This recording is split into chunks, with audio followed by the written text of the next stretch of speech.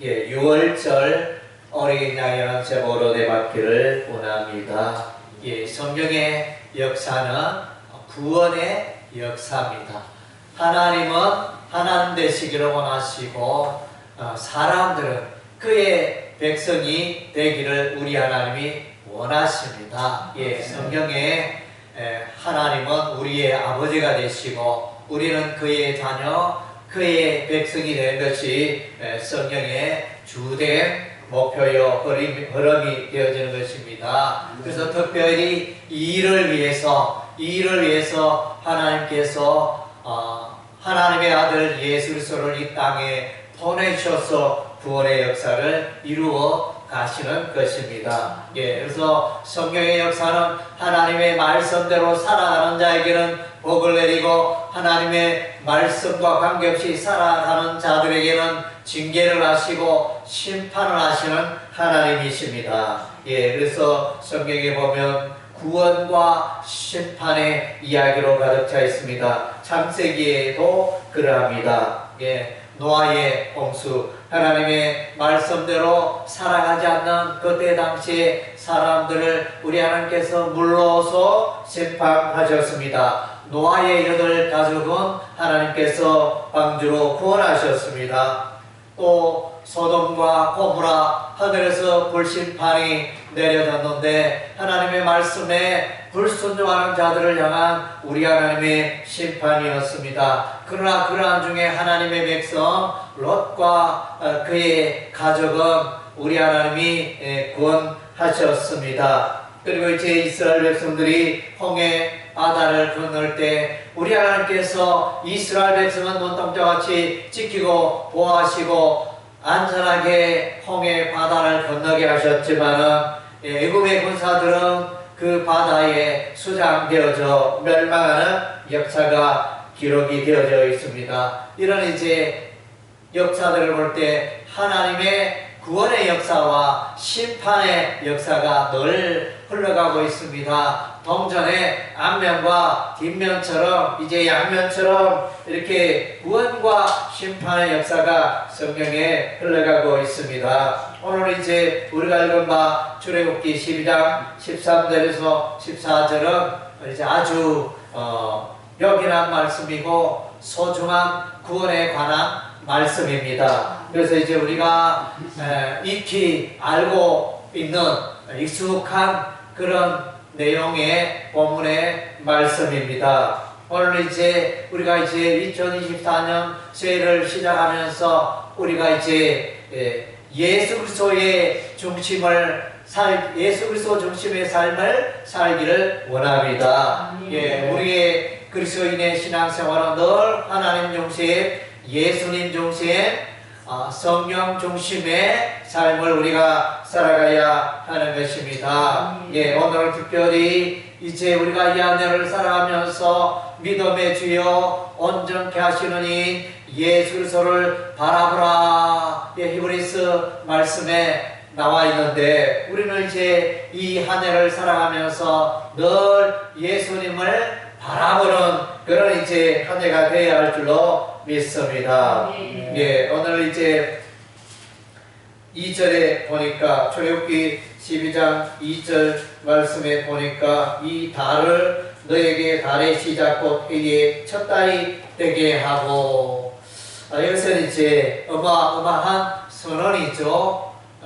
그때 당시 유대인들은 유대인의 민간력을 사용하고 있었습니다. 그래서 이제 이 말씀을 기준하여 이 말씀이 이제 종교력의 달력, 종교 중심으로 종교적인 기준으로 달력을 이제 새롭게 시작하는 그런 것이 되어집니다. 해에 1월이 첫 달이 되게 하라. 왜 이렇게 하셨을까? 그래서 이제 하나님을 만나고 예수님을 만나는 것은 이제 새로운 역사의 시작이 되는 것입니다. 그래서 이제 고린도서 5장 17절에 그런즉 누구든지 그리스도 안에 있으면 새로운 피조물이라 새로운 창조의 역사가 일어난다는 것입니다. 하나님을 만나고 예수님을 만나는 것은 새로운 새 역사의 시작이 되어집니다. 노아가 하나님을 만나고 노아가 하나님의 음성을 듣는 것은 새 역사의 시작이 되어집니다. 아브라함이 하나님의 음성을 듣고 갈대아우를 떠나서 하나님의 음성을 쫓아 살아가는 것은 새 역사의 시작이 되어지는 것입니다. 왜 모세가 이제 그 시내산 광야에서 떨기나무 불꽃 가운데 하나님의 음성을 듣게 되어지는 것은 새 역사의 시작인 것입니다. 예, 그래서 이제 그래서 이제 해의 첫 달이 되게 하고, 그래서 이제 우리가 하나님 안에서 인생의 새 출발을 하였습니다. 예, 이사야서 성경에 보면 새 하늘과 새 땅을 말해주고 있습니다. 그래서 이제 우리가 예수 안에서 새 하늘과 새 땅에 영원히 살게 될 것입니다. 또 우리가 바울서 신서를 읽어보면 옛사람과 새사람이라는 이제 단어가 나타납니다.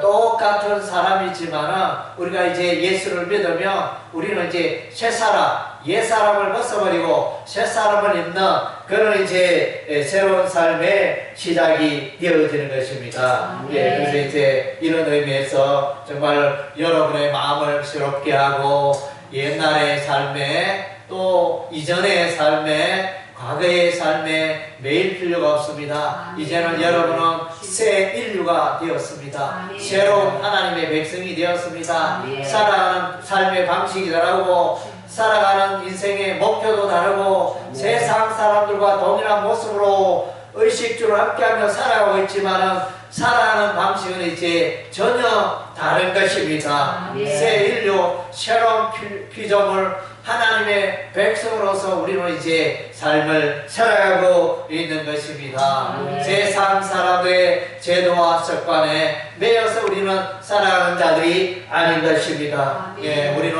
예수 안에서 넘치는 생명의 역사, 구원의 역사를 누리고 풍성한 삶을 살아가는 자들인 것입니다. 할렐루야.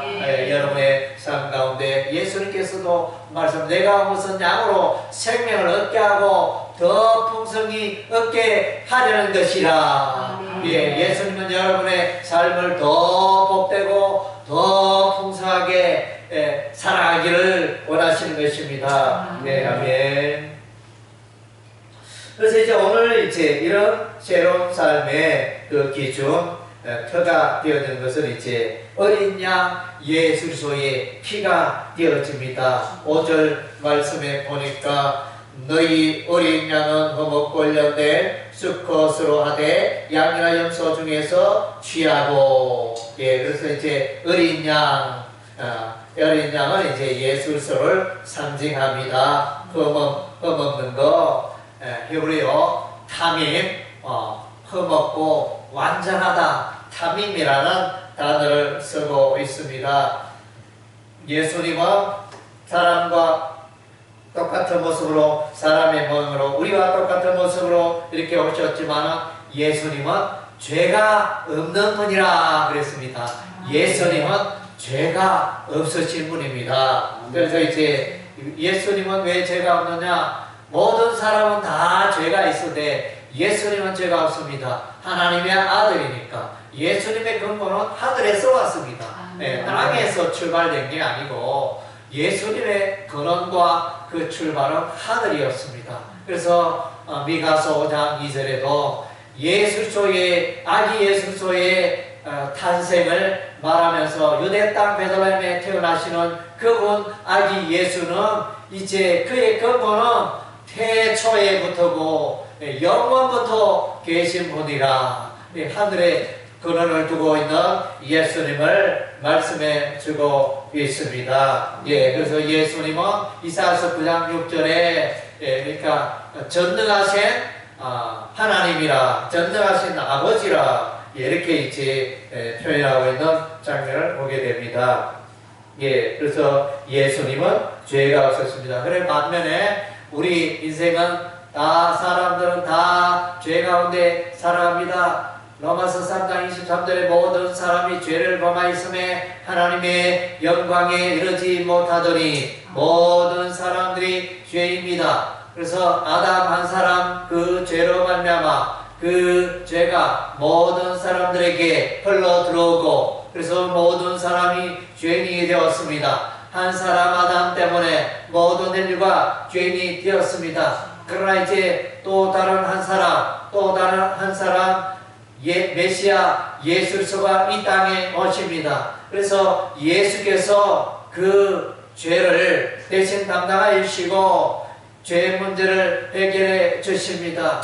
예, 세례 요한은 예수님을 하여 보라 세상 죄를 지고 하는 하나님의 어린 양이로다. 로마서 5장 8절에 우리가 아직 죄인 되었을 때 그리스도께서 우리를 위하여 죽으심으로 하나님께서 우리에게 대한 자기의 사랑을 확정하셨느니라. 네, 예수께서 오셔서 우리의 죄를 해결해 주셨습니다. 예, 그래서 여기는 무죄하신 예수 그리스도는 전혀 죄가 없으신 분이십니다. 네, 의로우신 분 예수님이 우리의 죄를 대신 담당해 주셨습니다. 7절 말씀에 그 피를 양을 먹을 집좌우 문설주와 임방에 바르고, 예, 문설주는 이제 문의 그 출입구에 들어가는 좌우의 기둥이 되어지고, 임방은 이제 가로로 문에 가로 두 맞대를 말하는데, 그래서 이제 임방은 이제 정확한 원어적인 번역은 임방이라 이러면 임방이 아래도 있고 위에도 있고 아래 위로 다 피를 발라야 한다 이렇게 해석해야 되는데, 그런데 이제 피는 좌우 문설주와 상임방, 예, 그러니까 위쪽 그 임방에만 어린 양의 피를 발랐다는 것입니다. 예, 그래서 이제 번역할 때 임방이라 상임방이라 이렇게 번역을 해야 정확한 번역이 되겠습니다. 그래서 좌우문설주와 상임방의 어린 양의 피를 바르면 히브리어 글자 헤트가 되어집니다. 예, 히브리어 글자 헤드라는 이제 글자가 되어지는데, 디귿자를 세운 모양의 그런 이제 히브리어 헤드가 되어지는데, 그래서 이제 이 히브리어 상형문자의 의미는 생명이라는 의미를 담고 있습니다. 예, 그래서 이제 어린 양의 피를 바른 자는 생명을 얻게 된다. 그런 의미가 담겨져 있는 것입니다. 예, 그래서 이제 좌우 문설주와 상임방에 피를 바르는 것은 이는 바로 이제 예수 그리스도의 십자가의 보혈을 말하고 있는 것입니다. 그래서 이제 히브리서 9장 22절에 피 흘림이 없은즉 사함이 없다. 그래서 이제 우리 인간의 사람의 죄를 해결할 수 있는 유일한 길은 예수 그리스도의 십자가의 피가 모든 죄를 깨끗게 하는 것입니다. 예, 사도행전 4장에도 보면 이제 베드로도 설교할 때 천하 인간의 구원받을 만한 다른 이름을 우리에게 주신 일이 없다. 예, 오직 예수 그리스도의 보혈이 우리의 죄를 깨끗게 함을 말씀해 주고 있습니다. 예, 8절 말씀에 8절 그 밤에 그 고기를 불에 구워 무교병과 선나물과 아울러 먹되, 예, 고기와 양고기와 무교병 선나물 다 이제 이것은 이제 예수 그리스도의 십자가의 고난을 예표하는 단어가 되어집니다. 예, 양고기, 어린 양, 예수 그리스도를 말하고 무교병은 이제 무엇마다 죄가 없으시다, 무죄하시다, 의롭다, 이것을 이제 누룩 없는 빵, 누룩 없는 떡을 말하는데, 발효되지 않는 누룩이 없어서 발효되지 아니한 떡을 말합니다. 그래서 의로우신 예수님을 말해주고 있고, 선나무는 선이니까 이제 십자가에서 고난 받으신 예수님을 예표하는 그런 단어들이 되어집니다. 예수께서 고난 받음으로 우리의 죄를 해결해 주셨습니다. 죄값을 치루어 주었습니다. 엘리 엘리 라마 사박다니 나의 하나님 어찌하여 나를 버리셨나이까. 예, 예수께서는 우리가 감당해야 할 우리의 죄값을 치루어 주신 것입니다. 예, 아멘. 예, 12절 말씀. 내가 그 밤에 애굽 땅에 돌아다니며 사람이나 짐승을 망라하고 애굽 땅에 있는 모든 처음 난 것을 다 치고 애굽의 모든 신을 내가 심판하니라. 나는 여호와라. 그래서 이제 출애굽할 때 그 10가지 재앙이 쏟아지게 되었습니다. 10가지 이 재앙은 이제 우리 하나님께서 애굽의 모든 신을 심판하는 장면이 되어집니다. 다 거기에서 나오는 나일강을 섬기는 신, 또 이제 이의 신, 파리의 신, 이렇게 가축 전염병의 신, 가축의 신입니까? 예, 그리고 이제 메뚜기, 우박신 뭐 이런 거, 흑암신, 다 이제 흑암은 이제 태양 라를 섬기는 그런 것이 있었는데, 그래서 태양이 어둡게 되어져서 하나님의 심판을 받게 되는 이와 같이 다 애굽의 신들과 신의 신을 심판하시는 그것이 이제 10가지 재앙이 되어집니다. 그래서 마지막 10번째 우리 하나님께서 이제 심판하시는 것입니다. 그래서 모든 체험난국과 애굽의 모든 신을 심판하십니다. 그래서 이제 왕중왕 모든 신의 그 어떠함이 되시는 여호와 하나님의 그 권세와 능력을 보게 되어집니다. 이 세상은 하나님을 이길 수가 없습니다. 이 세상은 교회를 이길 수가 없습니다. 예, 요한계시록에 주된 다른 내용 중에 하나는 이제 교회가 승리한다는 것입니다. 그때 당시의 배경은 로마 시대에 로마의 황제가 세상의 권력을 가지고 교회를 박해하고 교회를 핍박하는 그런 박해의 시절이었지만 교회가 망하고 쇠망하고 멸망하는 것처럼 보여졌지만 그러나 교회는 어떻게처럼 일어나고 승리하고 역전의 삶을 사는 것을 기록한 것을 이제 그것이 바로 요한계시록이 되어집니다. 마침내 악의 세력들은 다 붉은 용과 또 이제 양의 뿔과 거짓 선지자들은 다 심판받아 지옥 불못에 던져지게 되는 것입니다. 하나님의 교회는 승리할 수밖에 없습니다. 그래서 교회는 예수의 몸이 되어지고 교회의 머리는 예수님이기 때문에 교회는 이렇게 실패할 수가 없는 것입니다. 교회는 반드시 세상을 이기고 세상 신을 이기고 승리하게 되는 것입니다.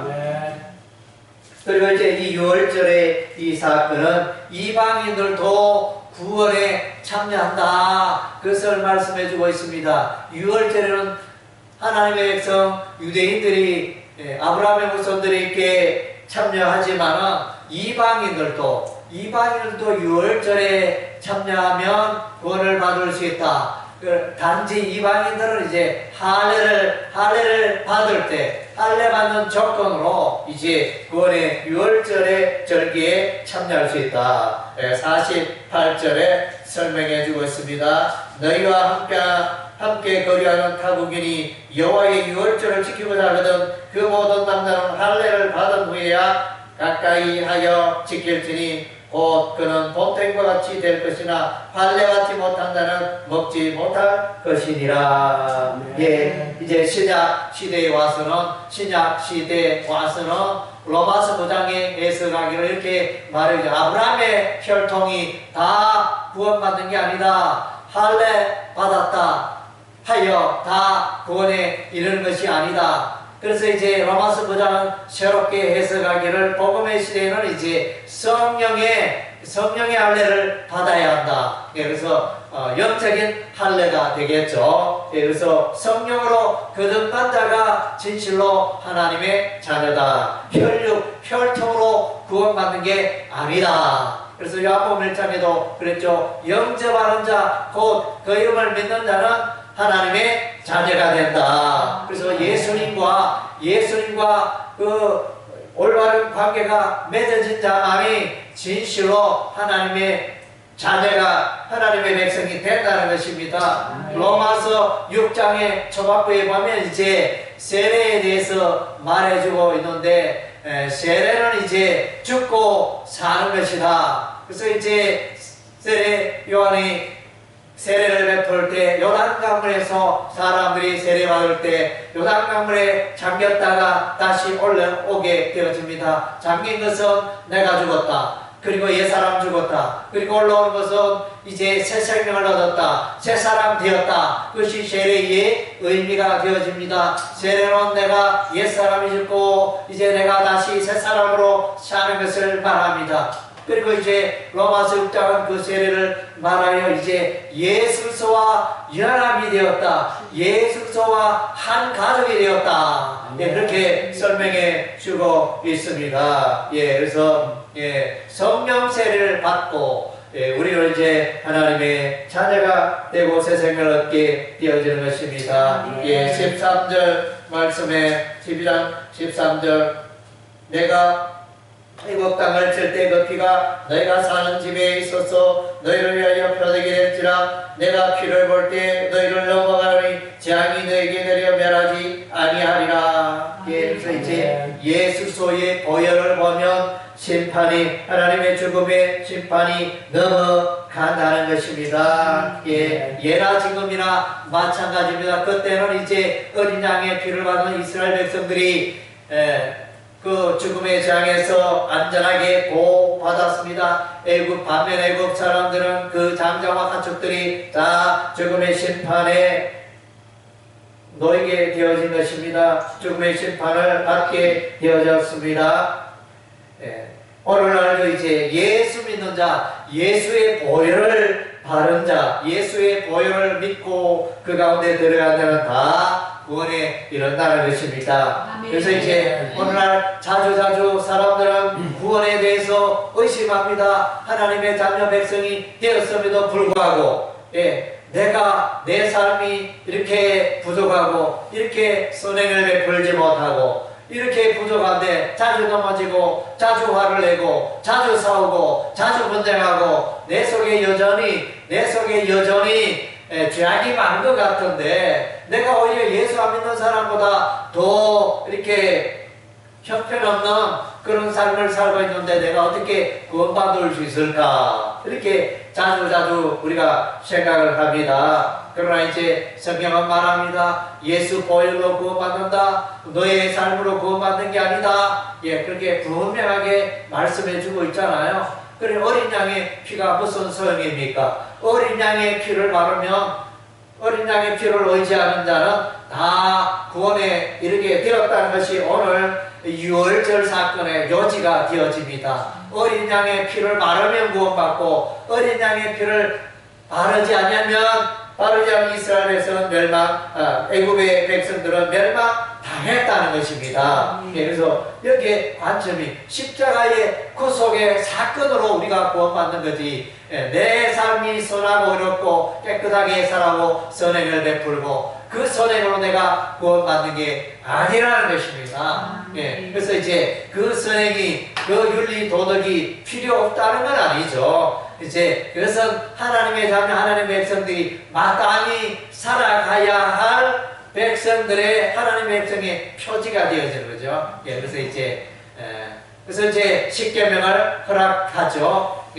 출애굽기 20장에 우리 하나님이 시내산에서 모세에게 십계명을 주는데 거기서 이제 십계명의 윤리 도덕이 나타나는 것 간음하지 말라, 살인하지 말라, 도둑질하지 말라, 탐심을 품지 말라, 부모에게 효도하라. 이렇게 기본적인 삶의 율, 하나님의 백성은 이와 같이 살아가라. 그러나 이제 이것은 구원의 조건은 아니죠. 구원의 조건은 예수조의 십자가의 보혈로 구원에 이른다는 것입니다. 이 부분에 대해서 이제 사람들이 자주 이렇게 구원의 확신을 갖지 못하고 자주 헷갈리고 넘어지고 그렇게 사는 경우가 많습니다. 그래서 이제 로마서 7장에 보면 우리 속에 두 개의 어떤 자아가 있다. 하나는 이제 하나님을 찾고 하나님의 거룩함을 추구하는 자아가 있고, 또 한 자는 죄를 사랑하는, 여전히 옛사람 가운데 살고 여전히 육신의 정욕과 욕심, 죄악을 사랑하는 그런 부분이 있다. 그렇게 설명하고 있습니다. 그래서 거기서 해결책이 무엇입니까? 성령을 쫓아 행하는 것이 해결책인 것입니다. 갈라디아서 5장에 너희가 육신의 소욕을 쫓아 살아가지 말고 성령의 소욕을 쫓아 살아가라. 그래서 이제 그 갈라디아서는 예수 믿는 자들 향하여 이제 기록된 말씀이죠. 오늘날도 마찬가지로 하나님의 백성들을 향하여 성도들아, 하나님의 백성들아, 성령을 쫓아야 하라. 성령을 쫓아가지면 너희가 언제든지 넘어질 수 있다. 구원에 이르지 못한다. 그런 문제가 아니죠. 거룩한 삶에 넘어질 수 있다는 것입니다. 그래서 로마서 6장 후반부에는 이제 이와 같이 너희가 죄의 종으로 살지 말고 의의 종으로 살아라. 그래서 하나님의 백성이 죄의 종으로 살아갈 수도 있고 의의 종으로 살아갈 수도 있는데 너희가 의의 종으로 살아가라. 그것이 거룩한 삶이다. 이렇게 말씀해 주고 있는 것입니다. 그래서 이제 어린 양의 보혈이 우리를 구원해 주는 이것을 이제 꼭 붙드는 여러분이 되시길 바랍니다. 구원의 기쁨을 회복하시기 바랍니다. 구원을 확신하시기 바랍니다. 그래서 나는 죄악을 이겼노라. 나는 사망을 이겼노라. 나는 마귀를 이겼노라. 선언하는 여러분 되시기를 바랍니다.